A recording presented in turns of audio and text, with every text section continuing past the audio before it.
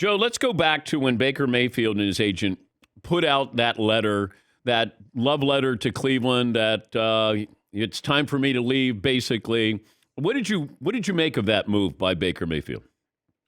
Well, the first thing that I saw, it seemed like he wanted to express gratitude to the fans because even in the situation that we're sitting in right now, where Baker Mayfield is about to be traded to another team, there's a lot of defenders of Baker. There's a lot of fans of Baker for what he did for this franchise. I mean, my last 2 years in Cleveland, we won one game. The next year, we draft Baker Mayfield, and he's been part of this turnaround, including winning a playoff game against their hated rival, the Pittsburgh Steelers. So certainly, there's a lot of love still in Cleveland from a big section of the fan base for Baker. So I think he wanted to express gratitude, but there was also a little hidden meaning in there. I think he was trying to make sure he could be a little bit passive aggressive with the team, trying to make them make a decision so that he could either have them fall back in love with him and really open their arms up and wrap themselves around Baker, or kind of start the process of getting him traded to somewhere he wanted to go. And it turns out that he wanted to go to the Indianapolis Colts.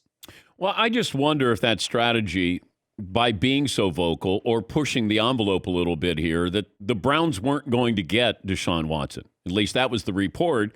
And then they made an offer that he couldn't refuse.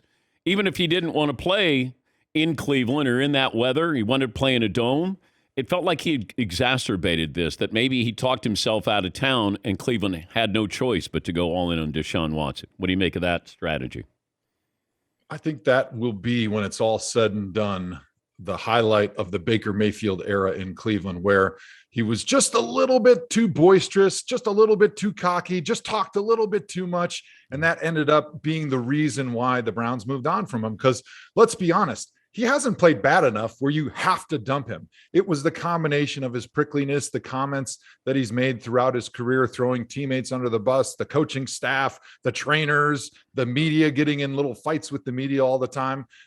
It was all those things, and kind of showing a propensity to being emotional and sensitive and not being able to handle the criticism all the times, not only in the media, in social media, but also I think inside those meeting rooms in Cleveland. And I think when you have a front office made up of Andrew Berry, Paul DePodesta, and then a head coach with Kevin Stefanski, who are extremely unemotional, extremely calculated and robotic and by the book and analytical, like it's just not a great fit when you have that type of a personality that's trying to fit into a much more structured and unemotional, calculated decision-making box.